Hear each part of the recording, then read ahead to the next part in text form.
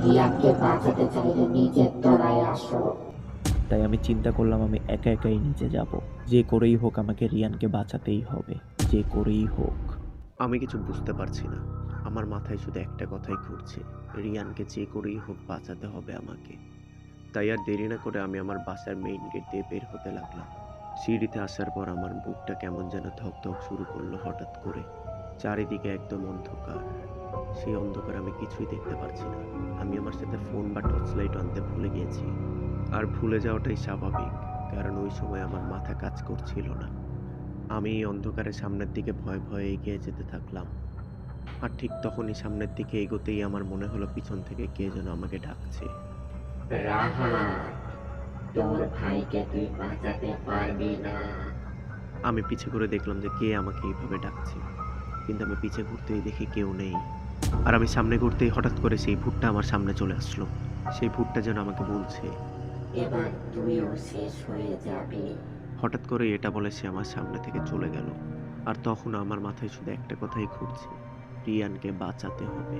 আমি এসব কিছু বাদ দিয়ে সিঁড়ি থেকে নিচে নামতে থাকলাম। আমি যতই নিচে নামছি আমার বুকটা ততই ধড়ফড় শুরু করছে। আমি জানি না নিচে কি আছে।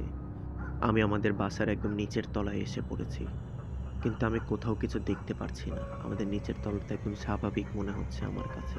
রিয়ানকে সে কোথায় নিয়ে রাখলো আমি কিছুই জানি না, কিন্তু সে আমাকে কেন বলল নিচে আসতে।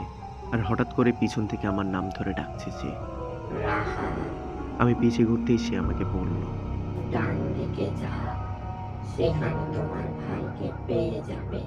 আমি ডান দিকে তাকিয়ে দেখি ডান দিকে কিছু নেই, কিন্তু সেখানের কর্নারে একটা ছোট্ট দরজা দেখা যাচ্ছে। আমি ভয়ে ভয়ে সেখানে যাচ্ছি। আমি নিচে থাকা সেই রুমের ভিতরে চলে এসেছিলাম।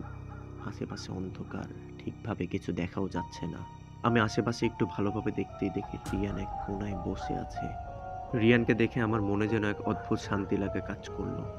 আমি দৌড়ে রিয়ানের কাছে গেলাম। রিয়ানের দিকে তাকিয়ে আমি রিয়ানকে দেখছি যে সে ঠিক আছে কিনা, কিন্তু আমার মনে হলো রিয়ান আমার দিকে তাকিয়ে নেই। সে যেন আমার পিছে থাকা অন্য কাউকে দেখছে। আমি পিছে ঘুরে তাকাতেই দেখি সেই ভূতটা আমাদের পিছে দাঁড়িয়ে আছে। সেই ভূতটা যেন বলছে। তোমরা দুজন শেষ। এবার তোমরা দুজনে আমার কাছে সারা জীবন বন্দী হয়ে থাকবে। আমি এসব শুনে রিয়ানের দিকে তাকালাম।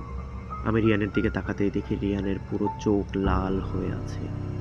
আমার মনে হলো রিয়ানের ভিতর নেই। ওর শরীরকেও ব্যবহার করছে।